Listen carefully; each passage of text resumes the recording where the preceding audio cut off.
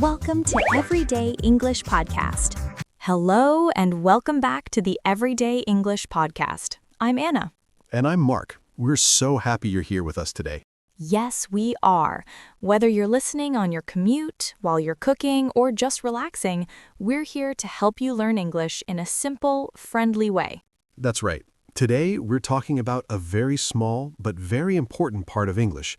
It's something that can be a little tricky, but don't worry. We promise it's not scary. Today's topic is all about prepositions. Oh, prepositions. I know.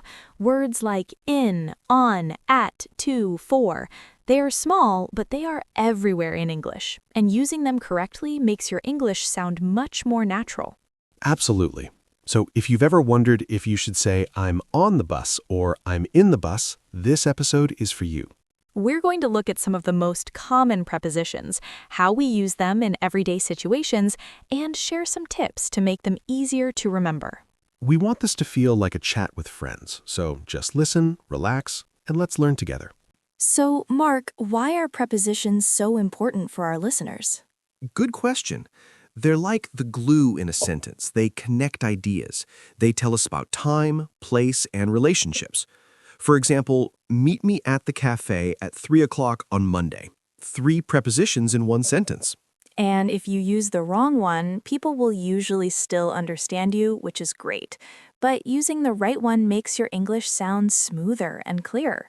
It's a big step towards feeling more confident. Yes. So today, let's focus on 3 big areas. Prepositions of place, where something is. Prepositions of time, when something happens. And some common verb plus preposition combinations. Perfect. Let's start with place. Mark, where are you right now? Well, Anna, I am in the studio. I am sitting on a chair, and my notebook is at my side on the table. Excellent. You used in, on, and at. These are the 3 most common prepositions of place. Let's break them down. We use in for things that are enclosed, inside something. A room, a building, a city, a country. I'm in my kitchen. She lives in London. We use on for things on a surface, a table, a wall, a floor.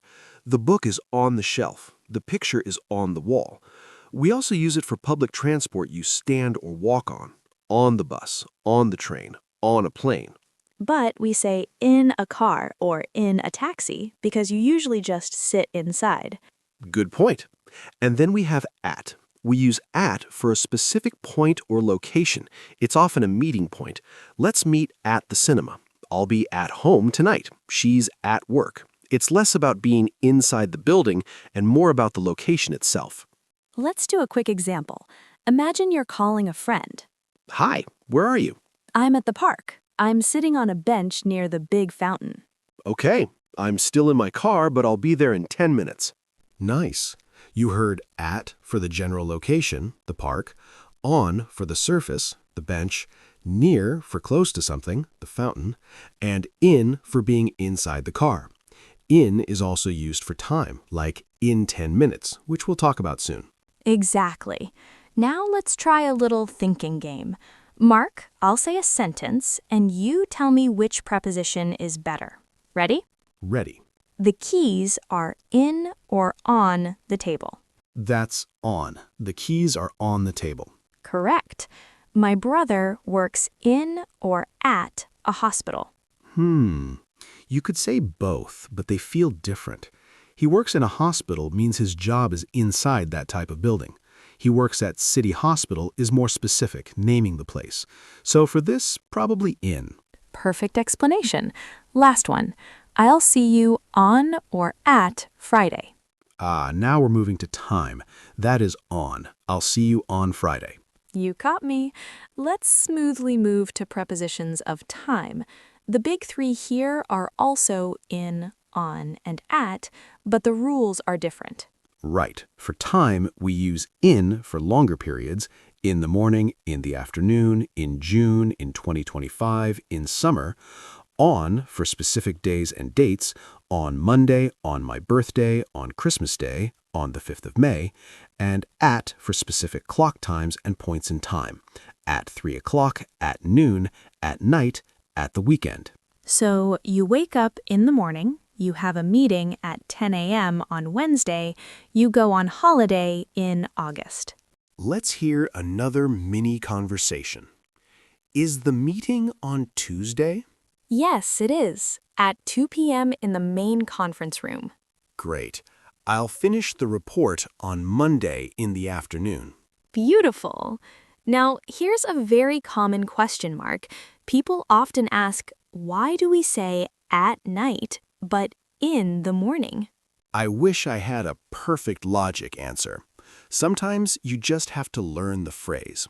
It's at night, at midnight, at noon. But it's in the morning, in the afternoon, in the evening.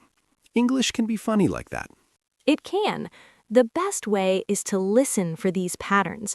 Don't just memorize a list, try to remember them in little phrases or sentences from real life. Which brings us to our next big point, verbs and prepositions.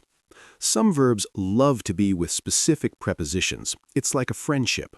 For example, you don't just listen, you listen to something. I listen to music. Please listen to me. The verb listen is almost always friends with to. Let's give some more super common pairs. How about talk and speak? You talk to someone or speak to someone. I talked to my teacher yesterday. You can also talk about something. We talked about our holiday plans. Another important one is wait. You wait for someone or something. I'm waiting for the bus. She waited for me at the cafe. And a very useful one for learners, depend. It depends on something. Do we need an umbrella? It depends on the weather. My plans for tonight depend on my energy level. See, it's a great phrase. It is. Now, let's imagine a situation where someone is visiting a new city. They might use lots of these. This city is amazing. I arrived in the city on Sunday morning. I'm staying at a hotel near the river. That's wonderful. What are you doing right now? Right now, I'm looking for a good restaurant. I want to listen to some local music tonight. I'll send you photos later. Wonderful. You heard in the city, on Sunday morning, at a hotel, near the river, looking for, and listen to. So many useful combinations. Now we should talk about some common mistakes and give our listeners some tips. Yes. Tip number 1. Don't translate directly from your language. The prepositions might be different. Try to think of the English phrase as a whole unit. Good at something. Interested in something. Tip number 2, when you learn a new verb, learn what preposition, if any, goes with it. Write it down together. To apologize for, to think about, to arrive at a place, or arrive in a city or country. A very common mistake is with the word home. We say, I'm going home, or I am at home. We do not use to with home in this case. Not I'm going to home, just I'm going home. Good one. Another common point of confusion, in the end versus at the end. In the end means finally, after everything is considered.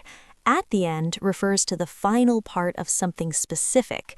At the end of the movie, I cried. In the end, we decided not to go. Let's do a quick practice to help these stick. Anna, can you give us a sentence to complete? Of course. Let's do a recap practice. I'll say a sentence with a blank. You try to think of the preposition before Mark says it. Ready? Sentence 1. My birthday is blank, July. That's in. My birthday is in July. Sentence 2. Let's meet 8 p.m. That's at. Let's meet at 8 p.m. Sentence 3. The cat is sleeping blank, the sofa. On. The cat is sleeping on the sofa. Sentence 4. Thank you, blank, the beautiful flowers. 4. Thank you for the beautiful flowers. A great verb phrase. Thank someone for something. Sentence 5. I'm really interested, blank, learning guitar. In. I'm interested in learning guitar. Excellent. How is everyone feeling? I hope that was helpful. Let's do one final big recap. We'll say the key phrases slowly. Just listen and repeat if you want to. For place. In a room. In a city. On a table. On the bus. At home. At work. For time. In the morning. In June. On Monday. On my birthday. At 3 o'clock. At night. Some verb plus preposition friends. Listen to. Wait for. Talk to someone. Talk about something. Look for. Depend on. And remember, I'm going home. No to. Perfect. The most important tip of all is to be kind to yourself. You will make mistakes, and that's how you learn. Every time you hear English, in a song, in a movie, in our podcast, just notice the little words. Oh, they said on the weekend. That's learning. Absolutely. You were doing great just by being here and listening. Thank you so much for joining us today on the Everyday English podcast. If you enjoyed this episode, please tell a friend who is also learning English. Please subscribe to our channel. It helps you find us every week, and it really supports us.